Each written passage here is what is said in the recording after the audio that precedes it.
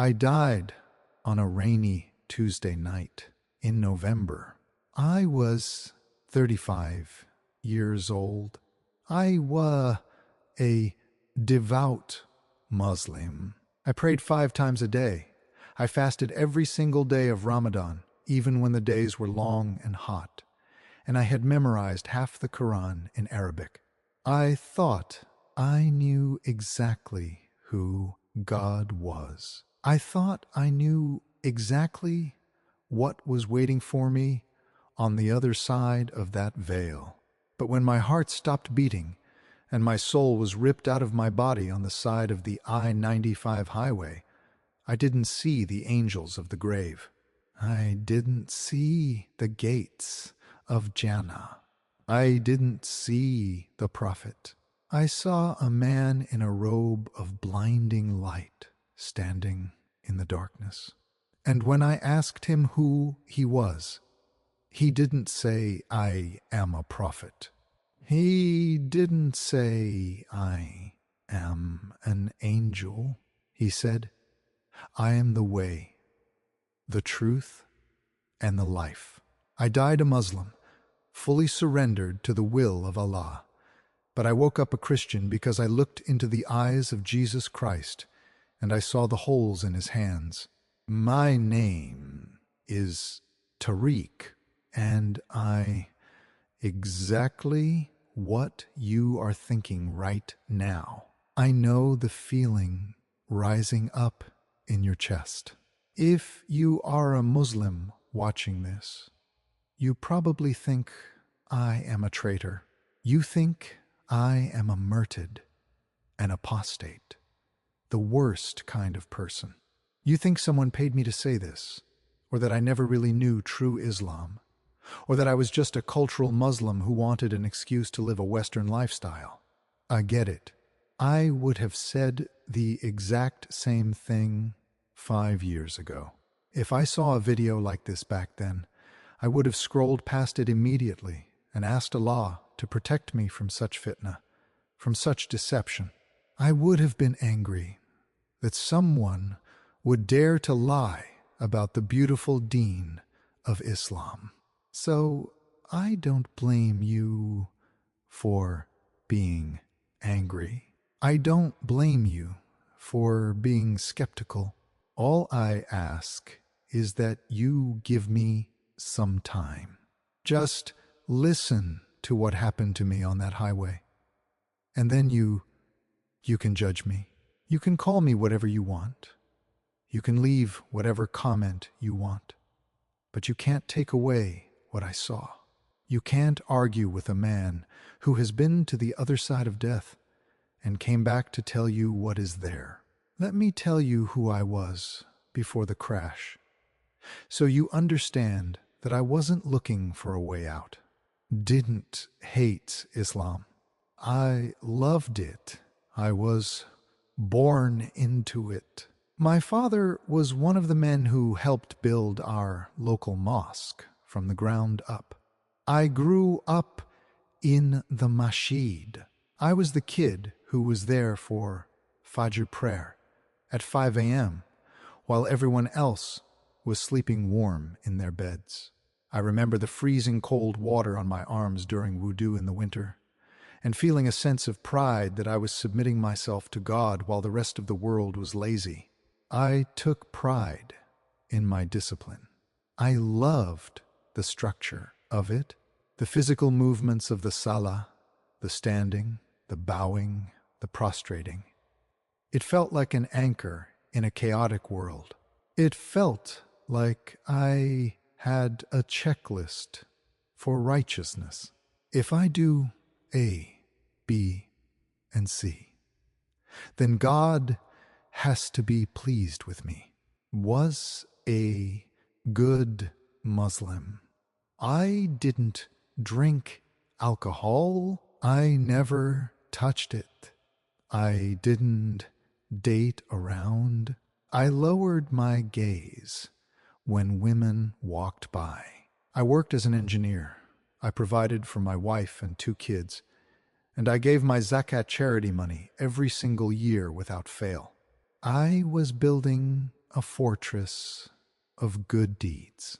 But if I'm being honest, and I can be honest now because I have nothing left to hide, I've lost my reputation already. There was always a fear in the back of my mind. It was a quiet, gnawing anxiety that I couldn't silence. In Islam, you never really know if you are saved. You have the scales. Your good deeds on one side, your bad deeds on the other. And on the day of judgment, you just hope, you pray, you beg that the good side is heavier. But you never get a guarantee. You never get a contract. Even the Prophet, peace be upon him, didn't know for sure what would happen to him, according to the Hadith. So who was I to be confident? Who was I, Tariq, to think I was safe?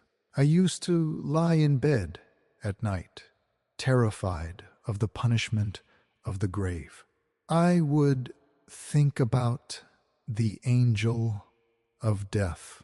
I would recite Ayatul Kursi over and over again, trying to build a wall of protection around myself. But the peace never stayed. It always evaporated by morning. I was serving God, yes, but I was serving him out of fear, not love. I was a slave hoping for a paycheck, wondering if the master would accept my work, not a son talking to his father. Then came the accident. It was November 14th. I remember the date because it was the last day of my old life. It was pouring rain, a cold, miserable rain. I was driving home late from the office, exhausted, just wanting to get home to my wife and see my kids before they went to sleep. I was actually listening to a lecture on my phone about the Seerah, the life of Muhammad, trying to keep my Iman strong, trying to use my commute for something holy.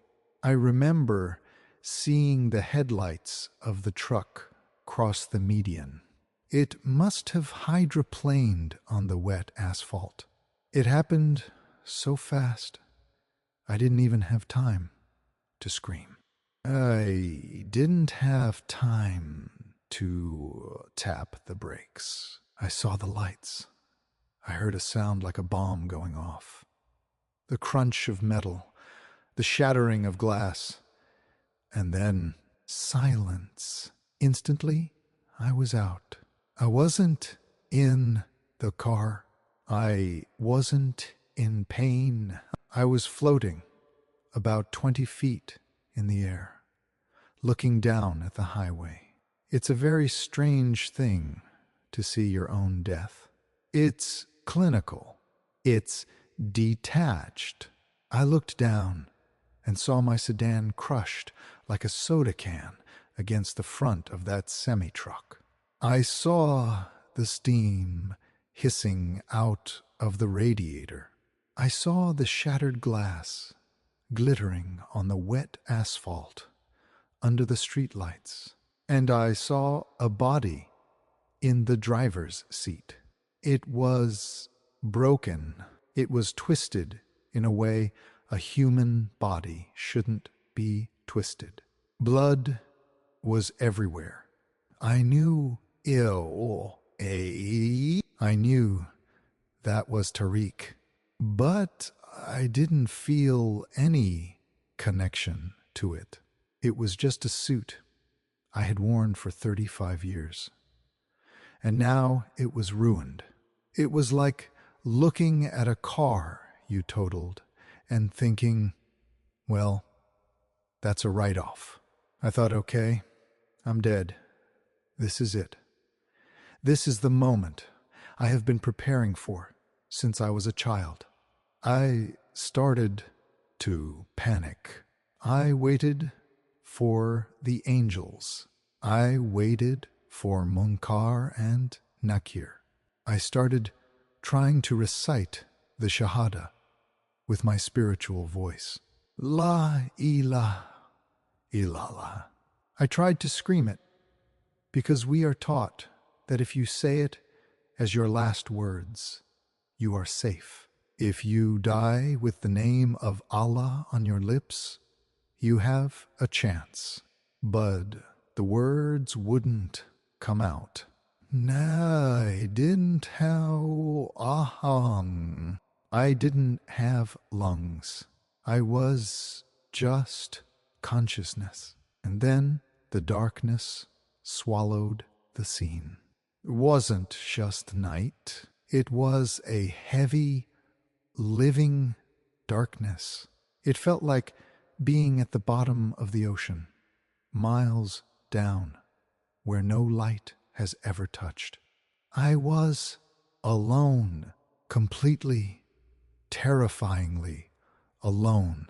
All my prayers, all my fasting, all my good deeds, they felt like nothing in that darkness.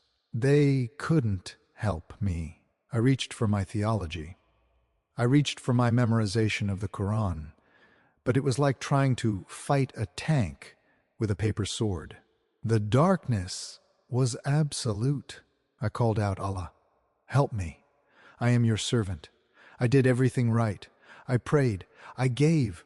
Why am I here? Silence, just the echo of my own fear. No answer. No comfort.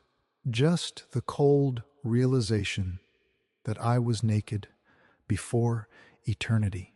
Then I saw that it appeared in the distance, a tiny pinprick cutting through the blackness like a laser. It got closer and closer, expanding rapidly, and as it did, I felt a warmth that I cannot describe. It wasn't just physical heat, it was emotional warmth. It was acceptance. It was love. Overwhelming, unconditional, liquid love washing over me. It felt like the safety of a mother holding a newborn baby, but multiplied by infinity. The light took the form of a man. He was walking toward me in the void. He was wearing robes that looked like they were woven from diamonds, shimmering and alive. His face, he looked Middle Eastern like me. He looked like my uncle or my cousin. He looked like family, but the majesty radiating off him was terrifying. It was the power of 1,000 suns, but controlled, contained, so it wouldn't destroy me. I fell to my knees. I couldn't stand in that presence. I thought, this must be a high-ranking angel. Maybe Jibril. Maybe I made it, but then he reached out his hand to help me up, and I saw it. There was a scar in his wrist, a hole, a jagged, distinct mark of a nail. My mind stopped working. My theology crashed. It shattered into 1,000,000 pieces. You have to understand, in Islam, we are taught very clearly that Jesus was not crucified.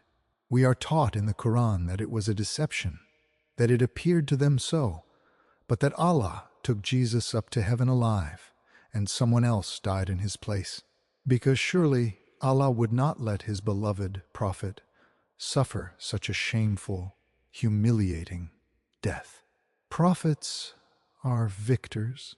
They don't die on crosses like criminals. But I was looking at the wound, and it was real. It was most real thing I had ever seen. I looked up at his face, shaking, weeping. I whispered, "Who are you?" He looked at me with eyes that seemed to hold the history of the universe, eyes that were full of fire and water, judgment and mercy all at once. He spoke directly into my heart. He didn't use Arabic. He didn't use English. He used the language of the soul. He said, "I am the way, the truth, and the life. No one comes to the Father except through me." I gasped. The Bible verse? The one I had mocked Christians for. I said, "Isa." He smiled, and when he smiled, all the fear in my body evaporated.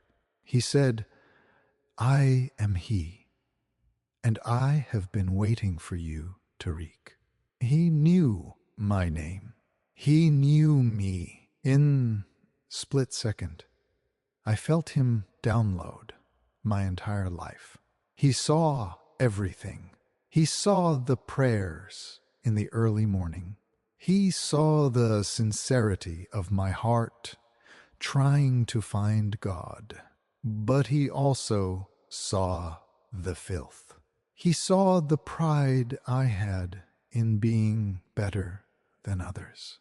He saw the anger I held against my brother.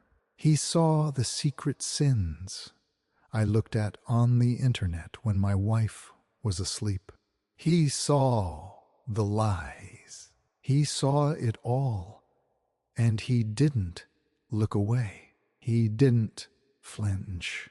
In Islam, I thought that if God saw my sin, he would reject me. But this man saw my sin and moved closer. I pointed at his hand, my finger trembling. I said, "But they said you didn't die.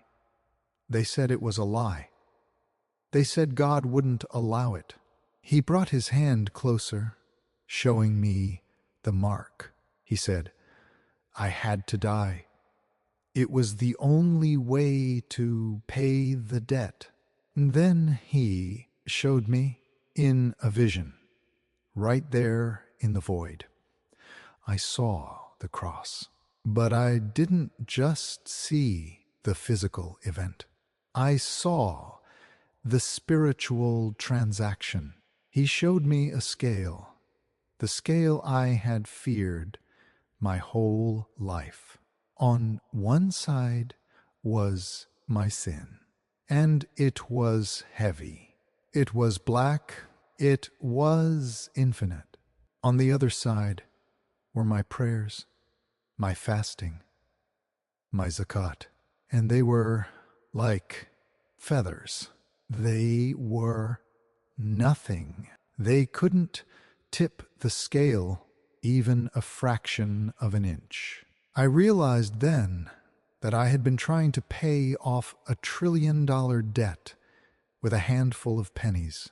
Then I saw him step onto the scale.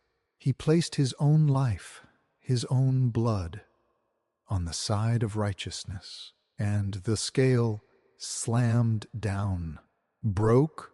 It was finished. He looked at me and said, "The scales you fear, I broke them. There are no scales for my children. There is only grace." That word hit me like a physical blow. Grace. In Islam, we have mercy. We say Bismillahir-Rahman-Ir-Rahim. Mercy is when a judge decides not to punish you, even though you are guilty. But grace is something else entirely. Grace is when the judge steps down from the bench, takes off his robe, puts on your handcuffs, takes your death sentence, dies your death, and then gives you his entire fortune and adopts you as his son. He told me, "You have been behaving like a slave, Tariq. You have been working for wages. You have been trying to earn your way into my house. But I don't want a slave. I have enough servants. I want a son. I broke down. I wept on the floor of that void. I unraveled. For 35 years, I had bowed down to a master I was afraid of. I had scrubbed my skin raw with voodoo, trying to be clean enough. And now, the King of Kings was standing there, offering to adopt me. He wasn't asking me to join a religion. He wasn't asking me to debate theology. He wasn't asking me to learn a new language. He was asking me to come home. I looked at him and I said, I believe. You are the Lord. You are the Son of God. You are the truth. And the moment I said it, the moment I surrendered, I felt a weight lift off my shoulders that I didn't even know I was carrying. It was the weight of the law. It was the weight of trying to be good enough. Was gone. I felt clean, not physically clean, but spiritually pristine. I felt new. I wanted to stay. I grabbed the hem of his robe. I begged him, please, Jesus, don't send me back. My body is crushed. My car is destroyed. My family, they won't understand. They will hate me. My father will disown me. I can't face that rejection. Please let me stay here in this love. He held me by the shoulders. He looked intense. His eyes were burning with purpose. He said, you must go back. There are too many who are sleeping. There are millions of your brothers and sisters who are trying to climb a mountain that has no summit. They are knocking on a door that will never open. You have to tell them that the work is finished. You have to tell them that I am the door. I said, they will kill me, Lord. They will call me a liar. He nodded. He didn't promise it would be easy. He didn't promise me a safe life. He said, they rejected me first, but I will be with you. I will never leave you. Go, warn them.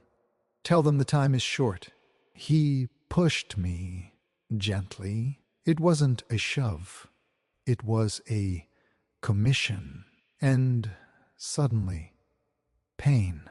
It felt like I had been set on fire. I gasped for air, but there was a tube in my throat. I was choking. I heard beeping. I heard shouting. He's back. We got a pulse. Stabilize him. I opened my eyes. I was in a hospital room. The lights were blinding and cold fluorescent white, not the warm, living gold light of Jesus. My chest felt like it had been crushed by a hammer. My legs were broken. My wife was there, screaming and crying, holding my hand. My father was in the corner, holding his prayer beads, murmuring praises to Allah for sparing my life. I looked at my father. He is a good man. He loves God. He raised me to be righteous. But as I watched him praying to a direction, to Mecca, my heart broke into a million pieces. I realized he was praying to a shadow. He was praying to a concept. He was trying to earn a salvation that had already been bought for him, but he didn't know it. He was starving while standing right next to a banquet table. I couldn't speak for days. My jaw was wired shut. My lungs were healing, but my mind was racing. I was lying there, listening to the Quran recitation they were playing in the room for my healing, and it sounded empty. It used to sound majestic to me, the Arabic poetry. But now, after hearing the voice of Jesus, it sounded like words on a page. It had no power. It was like reading a menu when you are starving versus actually eating the food. Jesus was the food. Jesus was the water. When I finally recovered enough to go home, the hardest part of my life began. I tried to fake it. I really did. I didn't want to lose my family. I tried to the mosque on Fridays. I tried to stand in the line, shoulder to shoulder, with the men I grew up with. I shouldn't do it. I stood there during the prayer, and while everyone was chanting Allahu Akbar, I was weeping silently and whispering, "Thank you, Jesus. Thank you for the cross." I felt like a hypocrite. I felt like I was betraying the truth I had seen. I finally told my wife the worst night of my life. We were sitting in the kitchen. I told her, "I need to tell you what I saw when I died." I told her about the light. I told her about the man. I told her about the scars. She looked at me like I was a stranger. She thought I had brain damage from the crash. She told me the shaitan had tricked me in my moment of weakness. She said, "Tariq, how can you say God has a son? God is one. He begets not, nor is he begotten. This is blasphemy." She called the imam. The imam came to my house the next day. He sat down and gave me a lecture for 3 hours. He was kind, but he was firm. He quoted verses. He used logic. He told me that the Trinity is illogical, that the Bible has been corrupted by men, that Paul invented Christianity. He went through all the standard arguments I had heard my whole life. I listened to him respectfully. I didn't argue theology. When he finished, I looked at him and asked one question. "Sheikh, do you know with 100% certainty that you are going to Jannah?" He paused. He looked down. He said, "No one knows. We hope. Inshallah, if Allah wills it, and if He is merciful." I said, "That is the difference, Sheikh. You say if, I say I know. Not because I am good. I am not better than you. I am a sinner. But I know because I met the one who holds the keys. I saw the scars in his hands. Can you tell me, Sheikh, why would a prophet have scars from a crucifixion that you say never happened?" He got angry. He stood up and told me I was lost. He told me I was bringing shame on my family. He left. My father stopped speaking to me. He told me I was no longer his son. My community, the people I grew up with, the people I loved, they cut me off. I was dead to them, worse than dead. I was an apostate, And I'm not going to lie to you and say that everything became easy. It didn't.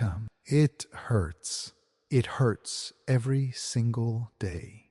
I miss my dad. I miss my mom's cooking. I miss the community dinners during Ramadan.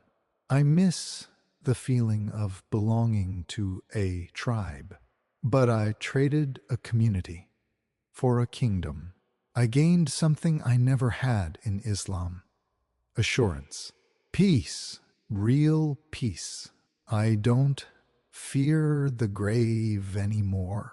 I don't fear the judgment, because the judge is my Savior. The judge is my brother.